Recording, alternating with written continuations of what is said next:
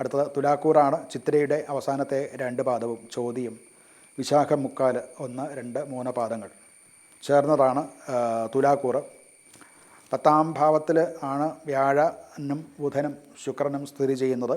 തൊഴിൽ രംഗത്ത് അഥവാ പ്രവർത്തന മേഖലയിൽ വലിയ പ്രവർത്തനങ്ങൾ നമുക്ക് നടത്താൻ സാധിക്കും. ഒരു രാജയോഗ സമാനമാണത്.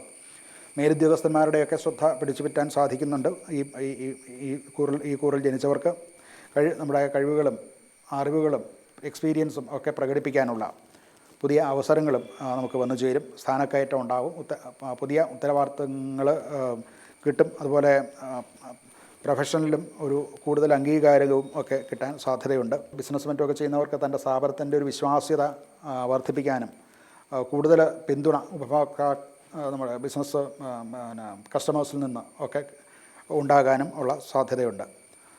പുരോഗതിയും ഉണ്ടാകും. അതോടൊപ്പം തന്നെ സാമ്പത്തികമായി പറഞ്ഞാൽ ആഗമ സ്രോതസ്സുകളും ഒക്കെ വർദ്ധിക്കുന്നതായിട്ടും കൂടുതലായിട്ട് ലാഭമുണ്ടാകുന്നതായിട്ടും കാണാവുന്നതാണ്. ആരോഗ്യപരമായിട്ട് ഒരല്പം പ്രയാസങ്ങൾ അനുഭവപ്പെട്ടേക്കാം. മാനസികമായിട്ടുള്ള സമ്മർദ്ദങ്ങളും ഒക്കെ കൊണ്ട് വിശ്രമത്തിന് സമയം കിട്ടാതെ വരുന്നത് കൊണ്ടുണ്ടാകുന്ന ചില രോഗങ്ങളോ പ്രയാസങ്ങളോ ഒക്കെ അതിൽ ഉണ്ടായേക്കാം. കുടുംബപരമായിട്ട് കുടുംബാംഗങ്ങളുമായിട്ടുള്ള സമയം ചെലവഴിക്കാൻ വേണ്ടത്ര സമയം കിട്ടുകയില്ല. അതുകൊണ്ടുണ്ടാകുന്ന ഒരകൽച്ച അനുഭവപ്പെട്ടേക്കാം. എങ്കിലും കുടുംബാംഗങ്ങളുടെ പൊതുവെ പിന്തുണ ഉണ്ട് എന്ന് നമുക്ക് ഉറപ്പാക്കാവുന്നതാണ്.